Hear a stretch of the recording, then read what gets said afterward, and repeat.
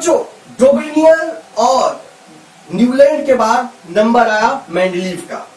तो देखिए दोनों केसेस में हम लोगों ने देखा कि दोनों ही टेबल में एक कॉमन ड्रॉबैक था। कॉमन ड्रॉबैक ये था कि दोनों ही प्रीवियस टेबल्स जो थी, जो क्लासिफिकेशन के जो अटेम्प्ट्स थे, वो सारे एलिमेंट्स के लिए एप्लीकेबल नहीं हो पाए थे। कुछ कुछ एलिमेंट के लिए एप्लीकेबल थे, कुछ कुछ के लिए नहीं थे। तो ये बात मेंडलीव को खल गई। इन्होंने सोचा हम तो ऐसा करेंगे कि जितने भी एलिमेंट्स डिस्कवर्ड है उन सबको क्लासिफाई करके रहेंगे, है ना। मतलब दोनों में यही कॉमन डिफेक्ट था कि सारे एलिमेंट्स के लिए एप्लीकेबल नहीं था, सारे एलिमेंट्स के लिए एप्लीकेबल नहीं था। तो मेंडलीव ने सोचा हम कुछ ऐसा काम करेंगे जिसमें लोग ये ना कह पाए कि तुमने सारे एलिमेंट्स को क्लासिफाई नहीं किया। और इसी सोच के साथ में मेंडलीव ने क्या किया, बहुत मैसिव एफर्ट किया, बहुत मैसिव एफर्ट। और उस समय तक जितने भी एलिमेंट्स डिस्कवर थे उनको उन्होंने क्लासिफाई करने की कोशिश की, पहली बात। दूसरी बात क्या है, जो एलिमेंट्स थे उनको तो क्लासिफाई किया ही किया, जो एलिमेंट्स नहीं थे उनके लिए भी जगह छोड़ के गए। कहने का मतलब यह है कि जो मेंडलीव थे वो बहुत दूरदर्शी थे, मतलब बहुत आगे की सोच सकते थे। ठीक है, एक छोटा सा एग्जांपल समझिए। यूजुअली हम लोग अगर अपनी बात करते हैं, अगर मान लीजिए आपको घर बनवाना होगा तो आप यही कहेंगे ठीक है एक स्टोरी बना लो, इतनी जरूरत है अभी, फिर बाद में देखा जाएगा यूजुअली। लेकिन अगर आप पेरेंट्स से पूछेंगे तो क्या कहेंगे, अभी एक फ्लोर बनवा लो, ऊपर थोड़े पिलर्स निकाल देने का, जरूरत होगी तो फिर आगे बना लेंगे। तो बहुत आगे की सोच सकते थे। हम लोग उतना ज्यादा नहीं सोचते, ठीक है अभी का काम चल जाए, जब बाद में आगे आएगी तो देखा जाएगा। तो मेंडलीव साहब ने बहुत आगे की सोची, और इतनी आगे की सोच ये थी कि जो बातें मेंडलीव ने 150 साल पहले कही थी वो आज भी टिल डेट वो एग्जिस्ट करती है। कैसे करती है हम लोग अभी डिस्कस करेंगे। तो सबसे पहली बात मेंडलीव ने क्या किया, मेंडलीव ने अपनी पीरियोडिक टेबल को ग्रुप्स और पीरियड्स में इन्होंने डिवाइड किया, ग्रुप्स एंड पीरियड्स, राइट। तो जो वर्टिकल कॉलम्स होते हैं, जो टॉप टू बॉटम होते हैं, उनको आप क्या बोलते हैं, उनको बोलते हैं ग्रुप्स। जो लेफ्ट टू राइट होते हैं उनको बोलते हैं आप पीरियड्स। ठीक है, क्या ये बात समझ में, ये पॉइंट्स क्लियर हो गया। तो अब देखिए जो मेंडलीव ने बात कही थी 150 साल पहले वो आज भी कैसे एग्जिस्ट करती है। मेंडलीव ने बात कही थी 7 पीरियड्स की। मेंडलीव की जो पीरियोडिक टेबल थी उसमें थे 7 पीरियड। ठीक है, इसको हटा देते हैं, 7 पीरियड। और आज की जो मॉडर्न पीरियोडिक टेबल है उसमें भी कितने हैं, उसमें भी 7 पीरियड्स ही हैं। ठीक है, आज की मॉडर्न पीरियोडिक टेबल में टिल डेट आज की तारीख में 118 एलिमेंट्स है, लेकिन नंबर ऑफ पीरियड्स कितने हैं, 7 ही हैं। ठीक है, अगर हम ग्रुप्स की बात करें तो इन्होंने 9 ग्रुप्स की बात की थी, इन्होंने 9 ग्रुप्स की बात की थी। नोबल गैसेस बाद में ऐड हुई थी, लेकिन उसका टोटल 9 ग्रुप ही माना गया। कैसे माना गया जरा इसको देखते हैं थोड़ा सा। भाई 9 ग्रुप में इन्होंने बात की थी किसकी, 1A से लेकर 7A। जो मेंडलीव की पीरियोडिक टेबल थी उसमें A और B का क्लासिफिकेशन था। ठीक है, तो 1A से लेकर 7A तक, 1B से लेकर 7B तक। जो 8th था, मतलब ये देखिए अगर आप गिनिए तो ये 7 हो जाएंगे, ये भी 7 हो जाएंगे। जो 8th ग्रुप था उसके इन्होंने कितने कॉलम्स बनाए थे, उसमें इन्होंने 3 पार्ट्स बनाए थे। और लास्ट में एक ऐड हुआ जिसको कहा जाता है 0 ग्रुप, जो कि नोबल गैसेस का था, वो था 1। तो अगर आप इसको ऐड करेंगे तो टोटल आएगा 18। कहने का मतलब मॉडर्न पीरियोडिक टेबल में भी कितने कॉलम्स हैं या कितने ग्रुप्स हैं, 18 ग्रुप्स हैं। तो जो एफर्ट, जो उन्होंने 150 साल पहले बातें कही थी वो आज की तारीख में भी बिल्कुल ठीक है। खाली रिप्रेजेंटेशन बदल गया वो बात अलग है, लेकिन जो कंटेंट है वो बिल्कुल ठीक है ना। तो अगर हम बात करते हैं एडवांटेजेस ऑफ मेंडलीव क्लासिफिकेशन,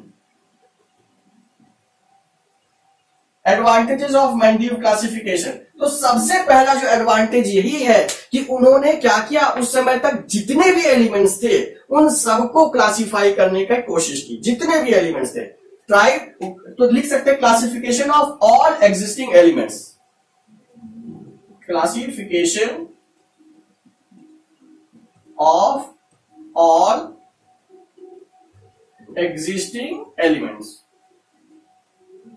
पहली बात। दूसरी बात क्या है, दूसरी बहुत ही मजेदार बात है कि भाई जो एलिमेंट उस समय डिस्कवर नहीं हुए थे, उसके लिए भी ये अपनी पीरियोडिक टेबल में जगह छोड़ के गए थे। है ना इंटरेस्टिंग बात, कि जो एलिमेंट उस समय है ही नहीं, डिस्कवर ही नहीं हुआ, उसके लिए भी जगह बना के गए थे। तो यहां पर जो सेकेंड पॉइंट था, प्रोविजन फॉर न्यू एलिमेंट्स, मतलब यही हुआ कि जो एलिमेंट है ही नहीं उसके लिए भी वो जगह छोड़ के गए, और इससे भी और मजेदार बात, वो जगह ही नहीं छोड़ के गए, वो उसका नाम तक रख के गए। जैसे आप लोगों ने देखा होगा, हम लोग के दादा लोग होते थे, बच्चा पैदा नहीं हुआ पहले से नाम सोच लेते, ओके ये लड़का होगा तो ये नाम, लड़की होगा तो ये नाम, यही तो होता है ना। ऐसे ही क्या किया, मेंडलीव साहब ने भी यही किया। उन्होंने क्या कहा कि जी अगर एक एलिमेंट के नीचे दूसरा एलिमेंट आएगा तो उसका नाम रख दिया, और कैसे नाम रखा, खाली एक वर्ड और लगा दिया, एका लगा दिया। जैसे एका सिलिकन, जर्मेनियम, सिलिकन के नीचे जस्ट जर्मेनियम आता है, तो एका सिलिकन मतलब जर्मेनियम की हम लोग बात कर रहे हैं, है ना। खाली एक वर्ड एका लगाने से वो काम बन जाता है, एका। ठीक है, क्या ये पॉइंट समझ में आ गया? एका सिलिकन, क्योंकि सिलिकन के नीचे जस्ट क्या आता है, जर्मेनियम, तो जर्मेनियम का नाम क्या रखे गए थे, एका सिलिकन। ये बिल्कुल वैसे ही बात है, लड़के का नाम नहीं पता तो पिताजी के नाम पर रख दो, XYZ का लड़का, यही तो मतलब हो गया। तो उसके नीचे बस क्या लगा दिया, एका लगाने से उनका नामकरण भी करके गए थे। तो प्रोविजन फॉर न्यू एलिमेंट्स, और क्या करके गए, नेम्स ऑफ न्यू एलिमेंट्स लिख सकते हैं, या नॉन एग्जिस्टिंग एलिमेंट्स, ये ज्यादा एलिमेंट्स ये रहेगा, नॉन एग्जिस्टिंग एलिमेंट्स। क्या ये पॉइंट समझ में आ गया बच्चों? तो classification of all existing elements, ये इन्होंने किया, जितने भी एलिमेंट है वो इन्होंने क्लासिफाई करने की कोशिश की। प्रोविजन फॉर न्यू एलिमेंट्स, जिसको कि क्या कहा जाता है, जिसको कि कहा जाता है गैप्स, या इसी को विंडोज कहा जाता है, गैप्स या विंडोज। अपनी पीरियोडिक टेबल में ये गैप्स या विंडोज छोड़ के गए थे, जिसमें कि जो इन फ्यूचर एलिमेंट्स डिस्कवर होंगे वो पुट इन किए जाएंगे। साथ साथ क्या किया था इन्होंने, जो उस समय तक एलिमेंट्स डिस्कवर नहीं थे उसके नाम भी रख के गए थे। तो other than classifying it into groups and periods, ये कुछ एडिशनल एडवांटेजेस थे। ठीक है, अब मजेदार बात क्या है बच्चों, मजेदार बात यह है कि जैसे आप सभी लोग जानते हैं, लोगों को अच्छाइयां कम नजर आती हैं, बुराइयां ज्यादा नजर आती हैं, है ना। तो आज भी ये होता है कि बहुत बार मेंडलीव पीरियोडिक टेबल के एडवांटेजेस से ज्यादा डिसएडवांटेज पूछे जाते हैं, है ना। नो डाउट कुछ डिसएडवांटेज डेफिनेटली थे, लेकिन वही है कि अच्छाइयों से ज्यादा लोग बुराइयां ढूंढते हैं, तो यहां पर भी वो बुराइयां ढूंढी गई हैं। क्या क्या ढूंढी गई है, इनको हम लोग जरा समझने की कोशिश करते हैं। ठीक है, तो एडवांटेजेस आई होप समझ में आया होगा कि उन्होंने क्या किया, ग्रुप्स, यहां ये भी लिख देते हैं, classification of all existing elements, और given concept of groups and periods, है ना। आई होप समझ में आ गया होगा। तो वर्टिकल कॉलम्स को आप क्या बोलोगे, ग्रुप्स, और हॉरिजॉन्टल रोज को आप बोलोगे पीरियड्स। 9 ग्रुप्स और 7 पीरियड्स में इन्होंने डिवाइड किया था, और आप देख सकते हो कि जो बात इन्होंने 150 साल पहले कही थी वो आज भी कैसे एकदम सही है। नए एलिमेंट्स का नेम, न्यू मतलब जो एलिमेंट डिस्कवर नहीं हुए थे उसका नाम भी रखे गए थे। कैसे नामकरण करके गए थे, उस वर्ड के आगे, मतलब सपोज कर लीजिए बोरॉन, सपोज कर लीजिए बोरॉन के नीचे क्या आता है, एल्यूमिनियम आता है, तो एल्यूमिनियम मान लेते हैं वहां तक डिस्कवर नहीं था, तो एका बोरॉन, मतलब हम किसकी बात कर रहे हैं, एल्यूमिनियम की बात कर रहे हैं। बोरॉन के जस्ट नीचे वाले एलिमेंट के लिए अगर नाम रखना होगा तो आप कहेंगे एका बोरॉन कर देंगे, तो नीचे वाले एलिमेंट का नाम हो जाएगा। एका सिलिकन, मतलब सिलिकन के जस्ट नीचे वाले की हम लोग बात कर रहे हैं। ठीक है, तो आई होप ये समझ में आ गया होगा। तो एडवांटेजेस के बाद हम लोग बात करते हैं अबाउट डिसएडवांटेजेस। तो देखिए, आप जानते ही है कि लोग क्या करते हैं, लोग किसी भी डिस्कवरी हो या कोई भी, इवन आप डेली लाइफ में भी देख लीजिए, अच्छाइयों से ज्यादा बुराइयां ढूंढने की कोशिश करते हैं, है कि नहीं। तो ऐसे ही बहुत सारे डिसएडवांटेजेस भी थे। क्या थे वो बताते हैं, डिसएडवांटेजेस।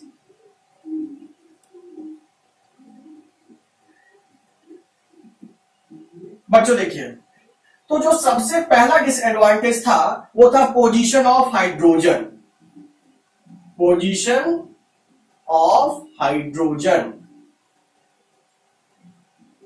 खैर, अब थोड़ा इसको समझते हैं, पोजीशन ऑफ हाइड्रोजन।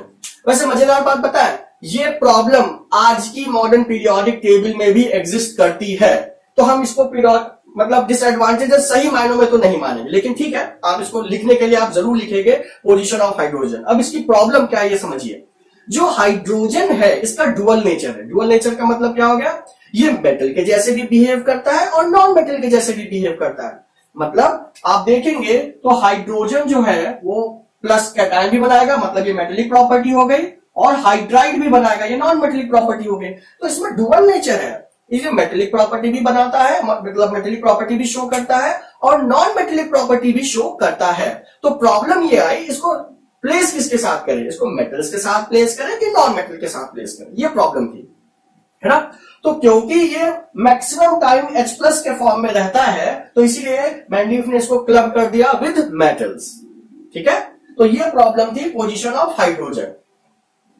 इसके बाद जो सबसे मेजर प्रॉब्लम आई वो थी पोजीशन ऑफ आइसोटोप्स।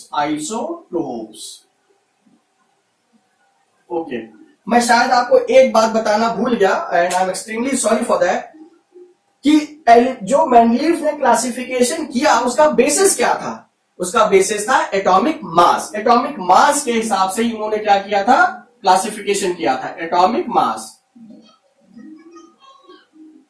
राइट।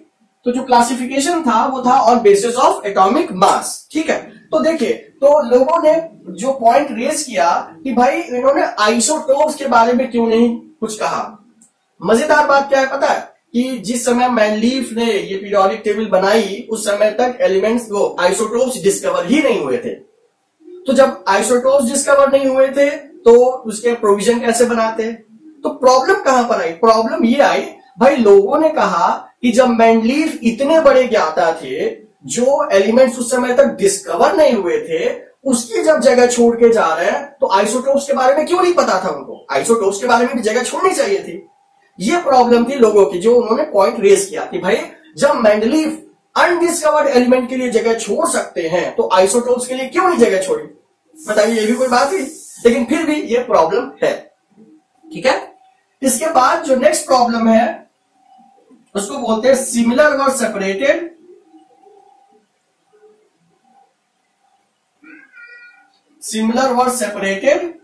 और डिसिमिलर व ग्रुप टुगेदर,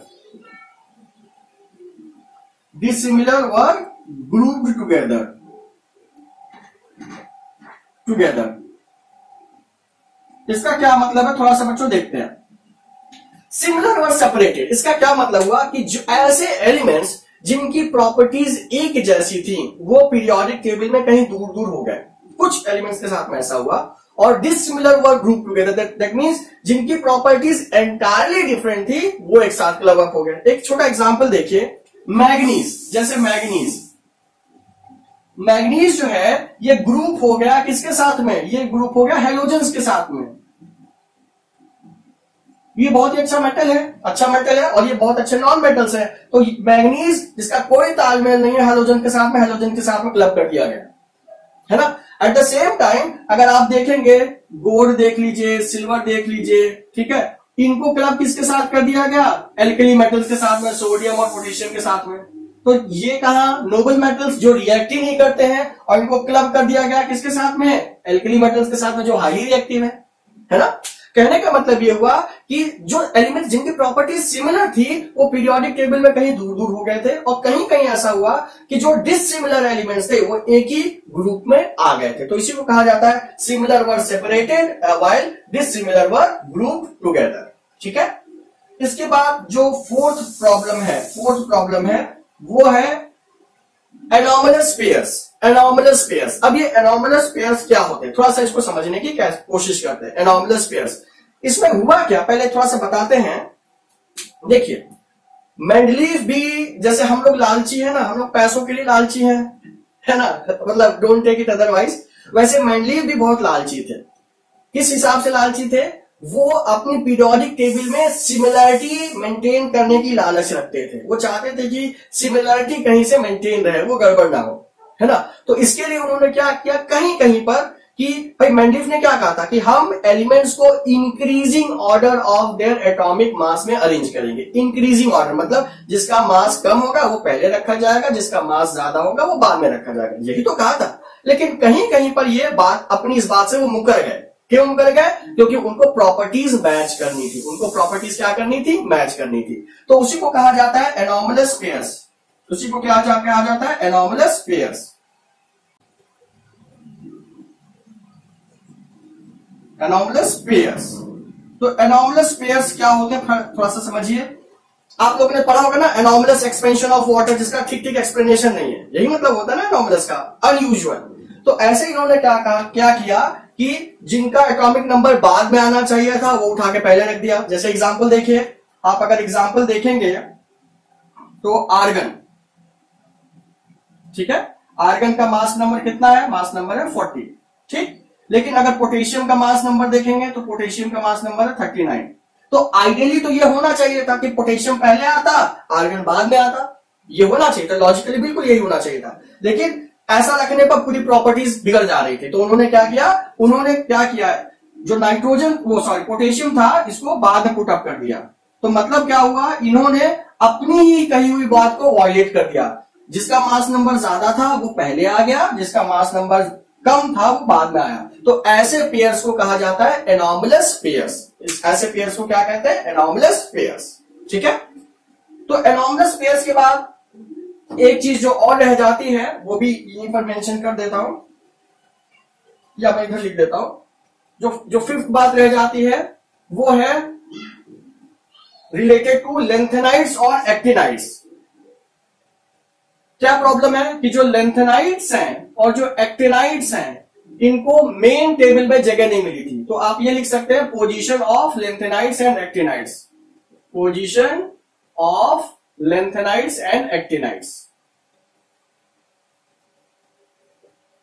राइट। क्या ये पॉइंट समझ में आ गया? पोजीशन ऑफ लेंथेनाइड्स और एक्टिनाइड्स। कहने का मतलब ये है, आप मॉडर्न पीरियोडिक टेबल में देखते हैं ना, लेंथेनाइड्स और एक्टिनाइड्स नीचे लटक रहे होते हैं, तो उनको मेन टेबल में जगह नहीं मिल पाई, ठीक है। तो ये ड्रॉबैक्स है। पहली ड्रॉबैक पोजीशन ऑफ हाइड्रोजन, कि भाई उसको मेटल के साथ में रखना कि नॉन मेटल के साथ में रखना है।